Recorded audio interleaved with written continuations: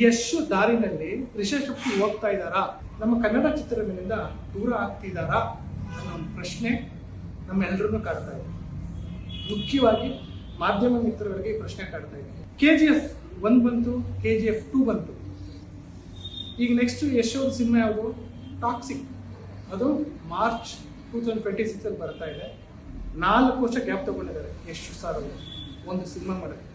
ಈ cinema toxic cinema Kannada cinema ಅಲ್ಲ, ಇದು PAN India cinema. We can call it as A global cinema also. Kantara cinema ಇವಾಗ super hit ಆಗಿದೆ, mega hit ಆಗಿದೆ, 1000 crores collection ಆಗಿದೆ. ನಾವೆಲ್ಲರೂ ಹೆಮ್ಮೆ ಪಡುವಂತ ಒಂದು ಕಾಲನ್ನ ಹಿಂಗೆ ಮಾಡ್ಕೊಳ್ಳುವಂತ ಒಂದು ವಿಷಯ ಅಂತ ಹೇಳ್ಬೋದು. ಇವತ್ತು ಯಾವುದೇ ಪ್ರೊಡ್ಯೂಸರ್ಸ್ ಮಾತಾಡ್ಸಿ, ನೀವು ಯಾವುದೇ ಡೈರೆಕ್ಟರ್ ಮಾತಾಡಿಸಿ, ಯಶ್ ಏನ್ ಹೇಳ್ತಾರೆ ಅಂದ್ರೆ ಅವ್ರು ಕನ್ನಡ ಸ್ಟಾರ್ ಅಲ್ಲ ಬಿಡಪ್ಪ, ಅವ್ರು ಗ್ಲೋಬಲ್ ಸ್ಟಾರ್, ಅವ್ರನ್ನ ಕನ್ನಡ ಸ್ಟಾರ್ ಅಂತ ನಾವು ಒಂದು ಲಿಸ್ಟಲ್ಲೇ ತಗೊಳಕ್ ಬರಲ್ಲ ಅಂತ ಹೇಳ್ತಿದ್ದಾರೆ.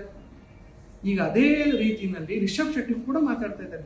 ರಿಷಬ್ ಶೆಟ್ಟಿ ಮಾಡ್ತಾ ಇರೋದು ಮುಂದಿನ ಸಿನಿಮಾಗಳು Jai Hanuman Telugu cinema, Chhatrapati Shivaji pan India cinema. Kannada cinema ಯಾವ ಕನ್ನಡ ಸಿನಿಮಾ ಅಲ್ಲ, ಕನ್ನಡ ಚಿತ್ರರಂಗದಿಂದ ಬಂದಂತಹ ನಟರು, ಕನ್ನಡ ಪ್ರೇಕ್ಷಕರು ಬೆಳೆಸಿದಂಥ ನಟರು, ಕನ್ನಡ ನಿರ್ಮಾಪಕರು ಬೆಳೆಸಿದಂಥ ನಟರು, ಕನ್ನಡ ನಿರ್ದೇಶಕರು ಕೆಲಸ ಮಾಡ್ತಾ ನಟರು.